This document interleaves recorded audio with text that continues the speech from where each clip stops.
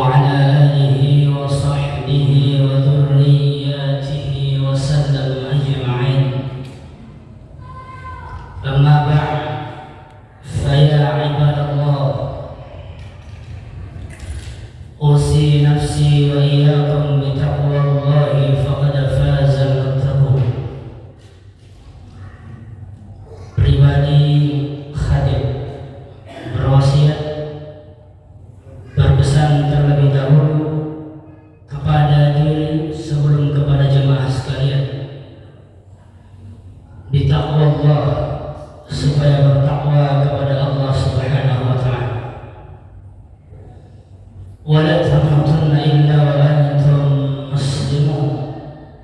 Jangan kita wafat meninggal dunia berpisah jasad dengan ruh, berjumpa dengan Allah Subhanahu wa taala dalam keadaan iman dan Islam tetap teguh berdiri di jiwa kita masing-masing.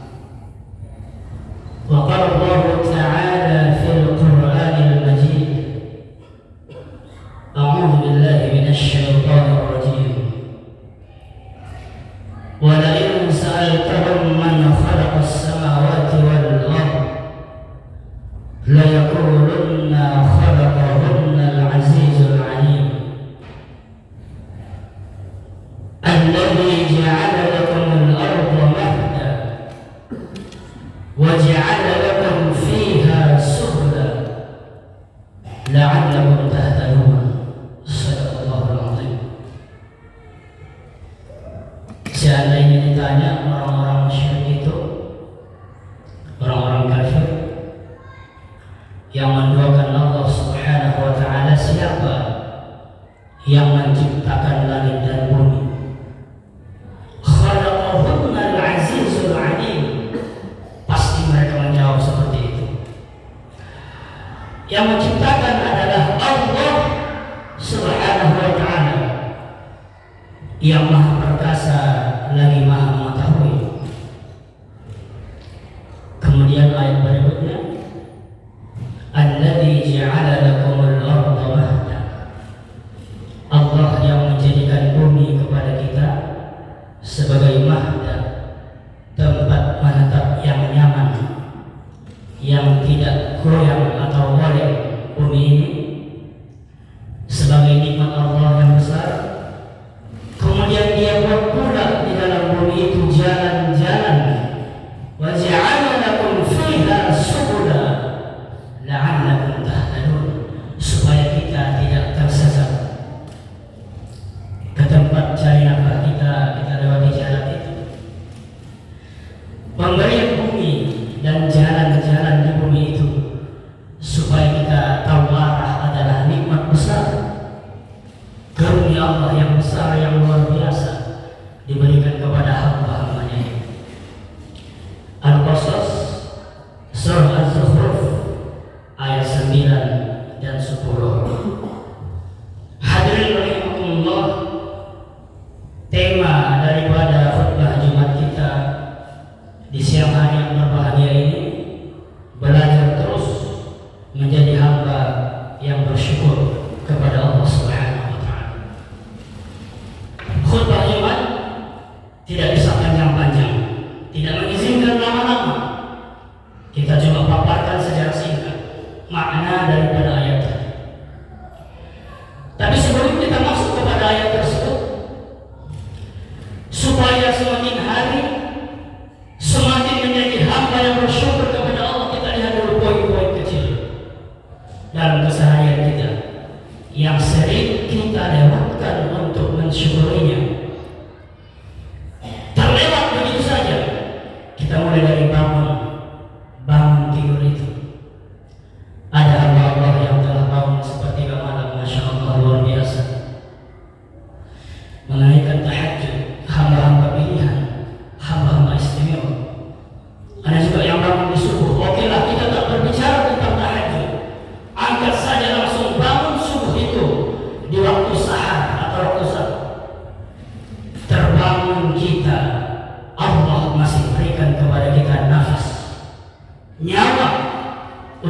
di hari itu. Bukankah ini nikmat yang luar biasa? Tapi sering kita lewatkan. Pemberian nyawa dan nafas di hari ini, misalnya yang masih Allah berikan kepada kita. Islam mendidik umatnya lewat doa bangun tidur itu saja sudah membina setiap umatnya menjadi hamba-hamba yang bersyukur. Alhamdulillah. Angka doanya saya sudah memberikan pelajaran. Alhamdulillah, segala puji bagi Allah. Ini kan syukur. Alladzi ahyana ba'dama amatana wa ilaihi nusyur. Segala puji bagi Allah yang telah atau yang masih memberikan aku hidup, nyawa, nafas di hari ini setelah matinya dari mana? Karena Quran di ayat lain, tidur itu bagian daripada kematian, walaupun bukan kematian yang sebenarnya, bukan ajal, tapi tidur itu merupakan bagian daripada kematian. Maka diajarkan kita supaya bersyukur atas nikmat nafas dan nyawa yang Allah berikan di hari itu, di awal hari itu. Wa ilaihi nusyur, apa tujuannya? Wa ilaihi nusyur, kepadamu kami kembali. Ia berikan nafas kepada kita untuk menumbuhkan bekal, berbekalan amal soleh di hari itu. Andai misalnya ajal datang menjemput kita di hari itu, amal soleh kita ada, karena kita akan berpulang kepada Allah Subhanahu wa Ta'ala. Miniatur kehidupan dunia akhirat di hadis Nabi itu seperti orang merantau. Bagaimana suatu saat dia akan kembali ke kampung halamannya, tapi kalau ia pulang tanpa perbekalan, ia pulang tidak membawa bekal atau bekal yang kosong, bagaimana keluarganya menyambut di kampung halaman? Dan bagaimana juga nanti dia berhadapan dengan keluarganya? Begitu pun kepada Allah Subhanahu wa Ta'ala. Wa ilaihi nusyur, kepadamu kami kembali. Sudahkah kita persiapkan perbekalan andai ajal itu menjemput kita? Inilah makna taqwa itu. Dimulai di awal hari itu saja telah dibimbing dan dibina kita menjadi hamba yang bersyukur, bukan hamba yang mengeluh, banyak keluh kesah. Bergeser setelah itu, kita datang ke masjid menunaikan sholat subuh berjamaah. Sholat subuh berjamaah di masjid, bukankah ini nikmat dari Allah yang sering terlewat? Kita syukuri. Jumpa dengan saudara-saudara kita di masjid, sholat subuh berjemaah bersama, mendengarkan ayat Allah, kalam Allah dibacakan imam. Luar biasa nikmat Allah. Tapi sering kita lupakan. Setelah itu kita menikmati zikir bersama, hadis Nabi itu. Bukankah ini nikmat dari Allah? Setelah itu, setelah keluar, kita bisa berdialog dengan saudara-saudara kita, dengan jemaah yang lain. Bukankah ini nikmat dari Allah Subhanahu wa Ta'ala? Sering kita lewatkan begitu saja. Kemudian beranjak setelah itu, kita sampai ke rumah kita. Di pagi hari itu kita ingin kerja, berangkat ke tempat mata pencaharian kita. Kita lihat di ufuk timur bagaimana matahari terbit. Matahari itu nikmat Allah yang sering kita lupakan begitu saja. Yang menyinari bumi ini memberikan kehidupan kepada kita. Udara yang kita hirup sejak bangun tadi pun itu adalah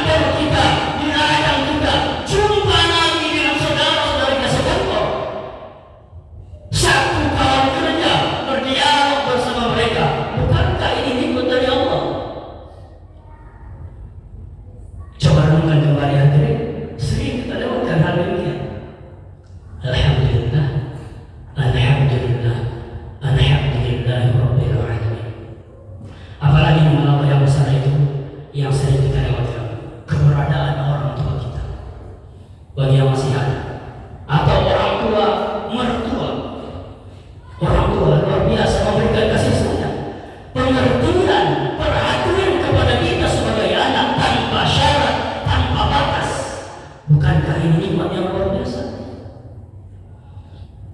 Apalagi berikutnya saudara-saudara kita, saudara yang masih satu kandung, seibu sebapak dengan kita, kawan curhat, bercerita daripada perjuangan hidup kita, keluh kesah kita, suka duka hidup kita.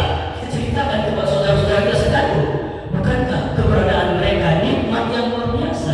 Sering kita lewatkan begitu saja tanpa bersyukurnya. Apalagi keberadaan orang-orang berilmu di tengah-tengah kita. Beberapa kesempatan sudah saya sampaikan di depan, keberadaan para ulama di tengah-tengah kita bagaikan keberadaan matahari terhadap kehidupan. Nabi yang mengatakan itu dalam hadis beliau, bagaikan bintang yang menerangi umat manusia di daratan dan di lautan. Andai wafat para ulama, maka padamlah cahaya bintang itu, cahaya matahari itu, maka apa yang terjadi? Umat saling sesat menyesatkan satu sama lain, dibenarkan yang batil yang salah. Ini yang terjadi kalau tidak tanpa keberadaan para ulama di tengah-tengah kita. Maka keberadaan orang-orang berilmu di tengah-tengah kita subhanallah sering kita lewatkan begitu saja tanpa bersyukur kepada Allah Subhanahu wa taala. Mautu qabilatin aisar min mauti'. Masya Allah. Kematian satu kabilah, orang banyak satu suku, aisar lebih kecil walaupun banyak satu suku itu, min mauti' alim, daripada mati satu ulama, satu orang berilmu. Yang menjadi trending topik belakangan ini beberapa pekan terakhir tadi kita telah melihat beritanya. Dibuat prank jahat salah satu stasiun televisi, siaran televisi Indonesia membuat prank jahat, narasi jahat, menyepelekan, merendahkan para kiai dan juga pondok-pondok pesantren. Luar biasa. Beginilah cara mereka untuk memadamkan cahaya Allah Subhanahu wa taala, memadamkan peradaban Islam, rosak, cederai daripada nama harum wibawa harga diri para kiainya, para ulamanya. 3 cara mereka menghancurkan peradaban Islam. Yang pertama, hancurkan peran para ibu rumah tangga. Hari ini banyak ibu yang tidak menyadari perannya sebagai ibu rumah tangga. Ibu itu adalah madrasah pertama, sekolah pertama untuk anak-anaknya. Betapa banyak perempuan yang lebih sibuk mencari karir di luar rumah ketimbang meneladankan akhlak kepada anak-anaknya. Dilunturkan mereka peran ibu itu, dibuat informasi-informasi agar supaya para ibu rumah tangga itu tidak cinta kepada perannya sebagai ibu rumah tangga, pendidik kepada anak-anak. Ini yang pertama. Yang kedua, cederai, lukai, hancurkan peran para mu'allim, orang-orang yang mengajar di lembaga-lembaga pendidikan, para guru, hancurkan. Yang ketiga, tokoh-tokoh masyarakat, tokoh-tokoh agama, hancurkan, cederai, celakai nama harumnya, nama gurunya. Beginilah musuh-musuh Islam menghancurkan peradaban Islam ini.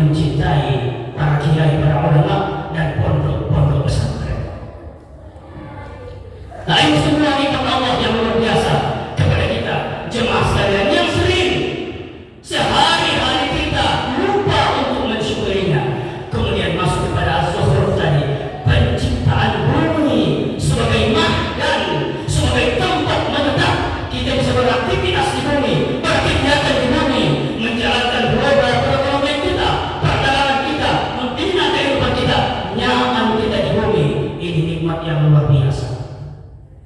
Begitupun kita tidak tersesat di bumi, Allah sediakan jalan-jalannya. Tiap hari jalan itu ramai. Nanti pun kita lewat jalan ke rumah kita. Ini nikmat dari Allah Subhanahu wa Ta'ala. Apalagi nikmat berikutnya, diturunkan air hujan, dia qadar sesuai ukuran ke bumi ini dari langit. Allah turunkan sesuai ukuran. Kalau tidak sesuai ukuran, bagaimana kalau hujan itu misalnya datang 7 hari 7 malam, tidak berhenti, banjir kita, merusak perekonomian kita, merusak bisnis kita, tanam-tanaman kita. Tapi Allah di ayat seterusnya tadi, dia qadar dengan ukuran dia berikan hujan itu, dia turunkan kepada kita. Kemudian apa lagi? Ia menjadikan kita walladzi khalaqal azwaja kullaha, berpasang-pasangan, bukan hanya manusia, hewan dan tumbuhan, tapi semuanya. Khalaqal azwaja kullaha, kami jadikan, kami ciptakan berpasang-pasangan sampai kepada unsur yang paling kecil dalam kehidupan, semuanya berpasang-pasangan. Atom dalam ilmu fisika, dalam ilmu listrik ada positif, ada negatif. Atom ada neuron, ada elektron, semuanya berpasang-pasangan. Ada kaya, ada miskin, ada susah, ada senang, ada malam, ada siang, semuanya berpasang-pasangan. Ini nikmat dari Allah. Tujuannya untuk saling menyempurnakan, bukan saling mencari-cari kesalahan, untuk saling menyempurnakan. Apalagi nikmat Allah Subhanahu wa Ta'ala itu, Ia berikan kepada kita kapal-kapal bisa berlayar di atas laut itu. Tanpa kita sadari, sering terlewat ini. Mengangkat bertonton muatan antar benua, antar samudra, antar negara, bertonton sehingga ada ekspor impor suatu negara itu. Luar biasa juga Allah memberikan kapal pria besar. Tidak tenggelam kapal itu ke dalam laut karena ada peraturan Allah Subhanahu wa Ta'ala di dalamnya.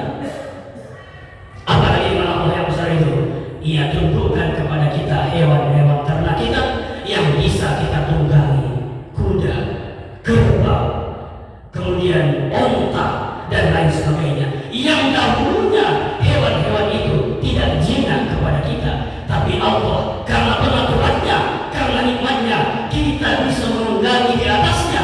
Dan ketika kita di atas menungganginya, kita ingat nikmat Allah sambil berucap subhanalladzi sakhkhara lana hadza wa ma kunna lahu muqrinin wa inna ila rabbina lamunqalibun. Ini doa naik kendaraan, kata para ulama di surah Az-Zukhruf itu. Demikian daripada khutbah Jumat ini yang singkat ini, semoga menjadikan kita semakin hari semakin tambah kuat rasa syukurnya kepada Allah Subhanahu wa Ta'ala. Fa'tabiru ya ulil absar la'allakum turhamun.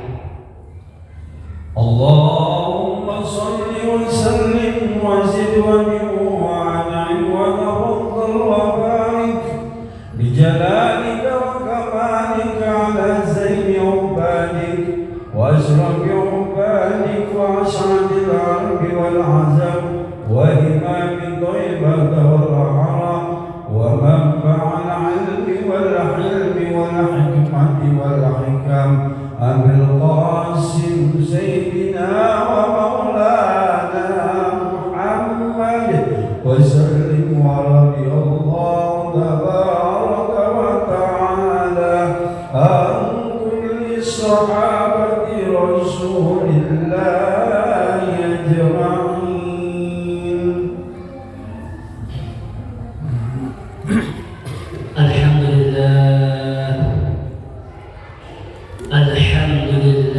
الذي علم بالقلم علم الإنسان ما لم يعلم. أشهد أن لا إله إلا الله وحده لا شريك له وأشهد أن محمدا عبده ورسوله. اللهم صل وسلم وبارك على سيدنا محمد وعلى آله وصحبه وذرياته وسلم أجمعين. أما بعد، أوصي نفسي وإياكم بتقوى الله فقد فاز المتقون، ولا تموتن إلا وأنتم مسلمون. وقال الله تعالى في القرآن الكريم: أعوذ بالله من الشيطان الرجيم. يا أيها الذين آمنوا كلوا من طيبات ما رزقناكم واشكروا لله إن كنتم إياه تعبدون. Sadaqallahu alaihi. Poin-poin nikmat Allah itu telah kita sampaikan di khutbah pertama tadi. Untuk siapa sebetulnya kalau kita bersyukur? Apakah untuk Allah? Apakah untuk Rasulullah? Ataukah untuk orang lain? Atau untuk diri kita? Wa may yashkur fa innama yashkur li nafsihi. Barang siapa yang bersyukur kepada Allah, fa innama yashkur li nafsihi, pantulan syukurnya itu akan kembali kepada diri. Bagaimana cara bersyukur? 3 Islam mengajarkan kepada kita: dengan lisan, dengan qalbu hati, dengan arkan anggota tubuh. Dengan lisan perbanyak ucapan alhamdulillahirabbil alamin. Dengan hati perbanyak ingat kepada Allah. Kemudian dengan arkan anggota tubuh berupa tindakan nyata, perbuatan nyata, yaitu takwa, jalankan perintah Allah, jauhi larangan Allah Subhanahu wa taala. Bahasa syukur yang sebetulnya adalah takwa. Inna akramakum 'indallahi atqakum. Yang paling mulia di antara kamu sekalian dalam pandangan Allah, bukan dalam pandangan manusia, bukan dalam pandangan masyarakat. Atqakum, siapa yang paling bertakwa di antara kamu. Wa ayatul ukhra, innallaha wa malaikatahu yusholluna 'alan nabiy ya ayyuhalladzina amanu shallu 'alaihi wa sallimu taslima. Allahumma salli wa sallim wa barik 'ala sayyidina Muhammadin wa 'ala ali sayyidina Muhammad kama sallaita 'ala sayyidina Ibrahim wa 'ala ali sayyidina Ibrahim wa barik 'ala sayyidina Muhammadin wa 'ala ali sayyidina Muhammad kama barakta 'ala sayyidina Ibrahim wa 'ala ali sayyidina Ibrahim fil 'alamin innaka Hamidum Majid. Allahumma ighfir lil muslimina wal muslimat. Amin. Wal mu'minina wal mu'minat. Amin. Al ahya'i minhum wal amwat. Ya arhamar rahimin. Allahumma a'inna ala dhikrika wa syukrika wa husni ibadatik. Allahumma inna na'udzu bika min an nusyrika syai'an na'lamu wa nastaghfiruka lima la na'lam. Allahumma ansur ikhwanana al-muslimin wal mujahidin fi Filistin wa fi kulli makan wa fi kulli zaman ya rabbal alamin. Rabbana taqabbal minna innaka antas sami'ul 'alim wa tub 'alaina innaka antat tawwabur rahim. Rabbana atina fid dunya hasanah وفي الآخرة حسنة وقنا عذاب النار. وصلى الله على سيدنا محمد والحمد لله رب العالمين. عباد الله، إن الله يأمر بالعدل والإحسان وإيتاء ذي القربى وينهى عن الفحشاء والمنكر والبغي يعظكم لعلكم تذكرون.